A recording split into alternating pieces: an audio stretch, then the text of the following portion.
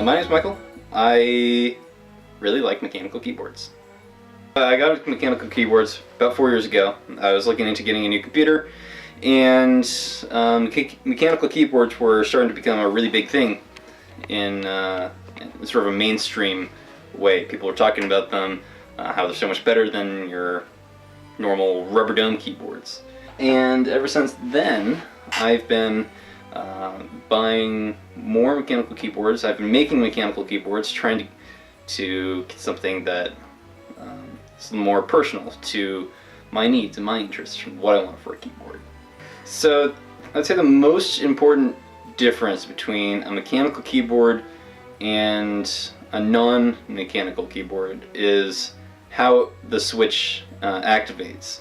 So on a non-mechanical keyboard, you've got the membrane at the bottom underneath each key, and you've got a rubber dome sitting on top.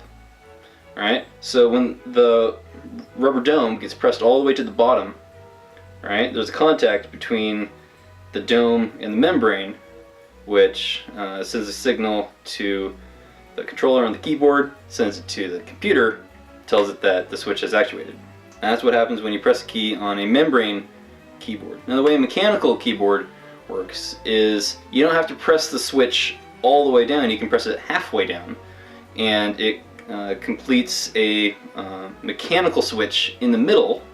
And the reason why this is better is because over time a membrane-based keyboard will wear, and you might find yourself having to press harder and harder and harder for the switch to activate on the membrane, which is undesirable and it's unreliable.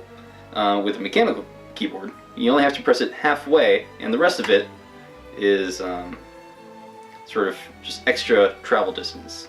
The next advantage of a mechanical keyboard over a non-mechanical keyboard is the key feel. Rubber domes feel mushy as you hit the bottom. They feel less certain. You don't get the same kind of feedback or smoothness that you get with a mechanical key switch, and they feel much better to type on. And people who spend a lot of time typing at a computer will appreciate how much better feeling a mechanical keyboard is. The way I've been collecting keyboards is less to try to have a collection of keyboards. It's more trying to find a keyboard that's closer and closer and closer to the perfect keyboard for me. So every time I get a new keyboard, it's going to be slightly more in tune to what I need and want out of a keyboard. Personally, I don't care too much about the art aspect of mechanical keyboards. There certainly is that aspect in a lot of keyboard communities. I like my keyboards to look good. I don't try to make a statement or something with keyboards.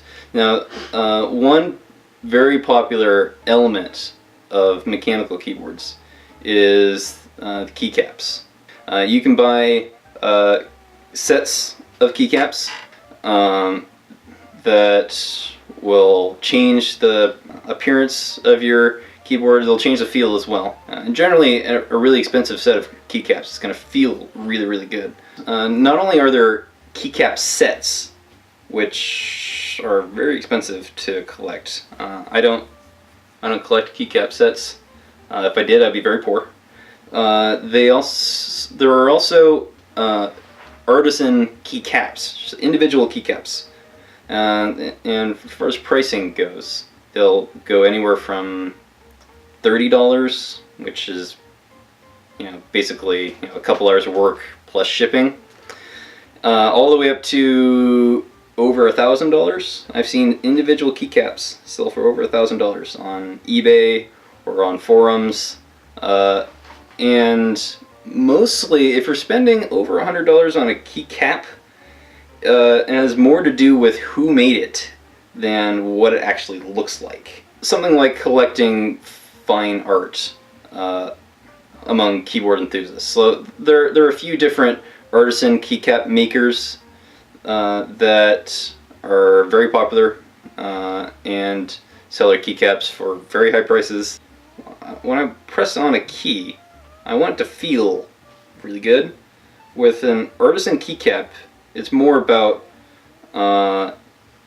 sort of decoration or bling or like a hood ornament sort of thing for your keyboard. And I'm not really into that, but it's a very popular aspect of keyboard communities at this point. So I finished making one of my custom keyboard, and I'm working on my second, so I'll have two of them.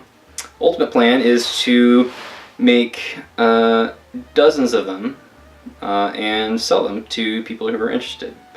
This is my custom keyboard design. I call it the Vertigo. I call it the Vertigo because it has vertical stagger instead of horizontal stagger, and it's ergonomic in the sense that it's symmetrical. It has all the keys within reach of the home row, right? Which are all elements of an ergonomic keyboard.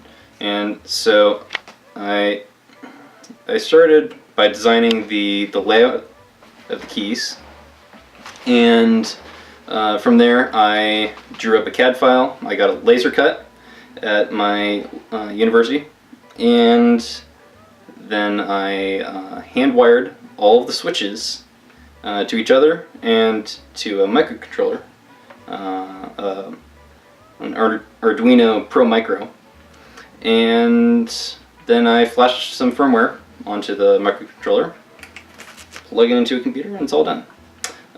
So it's a fairly straightforward process. It's not too complicated. It just takes a bit of time. I would like to thank my mom. She bought me a pizza. That kind of support goes a long way. I'm in college. I don't get much money. You know, keyboards are expensive. You know, pizzas are expensive.